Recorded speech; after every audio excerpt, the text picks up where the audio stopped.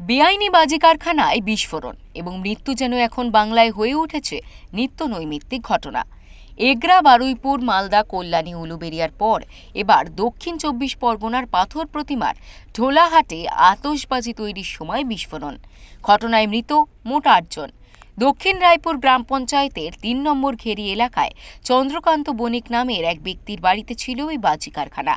এলাকার মানুষের দাবি, এখানে বাজি তৈরি হতো দিনের পর দিন। 31শে মার্চ সন্ধ্যায় আতশবাজি তৈরি করার সময় হঠাৎ 8টা নাগাদ বিস্ফোরণ ঘটে এখানে। লেলিহান আগুনে দাউ দাউ করে জ্বলতে থাকে বাড়িতে। জানা যায়, মৃত 8 জনই ঘরের মধ্যে ছিলেন তখন। খবর পেয়ে ঘটনাস্থলে এসে আগুন নিভিয়ে পোড়া দেহ উদ্ধার করে দমকল এবং পুলিশ। এক গৃহবধূ কোনো রকমে বাইরে বেরিয়ে আসে জ্বলন্ত অবস্থায়। তাকে স্থানীয় হাসপাতালে ভর্তি করা হয়। মৃত ব্যক্তিদের নাম অরবিন্দ বণিক 65 বছর, অনুষ্কা বণিক 6 বছর, প্রভাবতী বণিক 80 বছর, শান্তনা বণিক 28 বছর, অর্ণব বণিক 9 মাস, অস্মিতা বণিক 6 মাস, অঙ্কিত বণিক 6 মাস।